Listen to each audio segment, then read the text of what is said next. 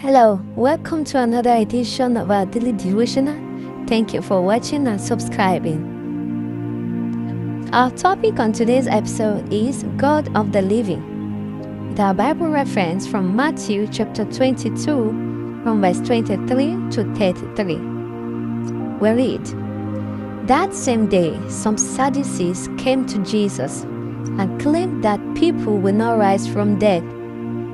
'Teacher,' they said, 'Moses said that if a man who has no children dies, his brother must marry the widow, so that they can have children who will be considered the dead man's children.' Now, there were 7 brothers who used to live here. The oldest got married and died without having children, so he left his widow to his brother. The same thing happened to the second brother, to the third, and finally to all 7. Last of all, the woman died. Now, on the day when the dead rise to life, whose wife will she be? All of them had married her." Jesus answered them, "How wrong you are! It is because you don't know the scriptures or God's power. For when the dead rise to life, they will be like the angels in heaven and will not marry. Now, as for the dead rising to life, haven't you ever read what God has told you? He said, 'I am the God of Abraham, the God of Isaac, and the God of Jacob.' He is the God of the living, not of the dead." When the crowds heard this, they were amazed at his teaching. So let's dive into our Bible message for today, God of the Living. Who are the Sadducees? In 1 Chronicles chapter 29 verse 22, it said that so that day they were very happy as they ate and drank in the presence of the Lord. For a second time they proclaimed Solomon king.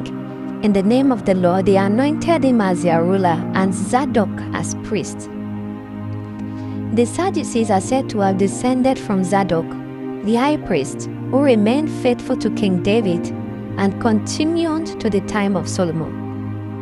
The official duties and responsibilities of the Sadducees included the day-to-day maintenance of the temple. Many of their members served on the Great Sanhedrin, which was the supreme court of the country. They were rivals to the Pharisees, with whom they rarely agreed on the interpretation of the law. In God's progressive revelation to the people of Israel, the concept of the afterlife was not explicit in the law given through Moses, but only a later development. Believing strictly in the letter of the law, these Sadducees denied the concept of any possible resurrection from the dead. Jesus had silenced the Pharisees, but they felt they were in a superior position. They sought to bring Jesus to ridicule, along with the Pharisees, using the unlikely extreme scenario of their question. Jesus turned the tables on them by exposing their ignorance on 2 levels. Is the God they worshipped as the God of Abraham, Isaac, and Jacob a God of the dead or of the living? And so, why is life after death so important to our Christian faiths? Let's look at 1 Corinthians chapter 15 verse 19. "And if we have hope in Christ only for this life, we are the most miserable people in the world."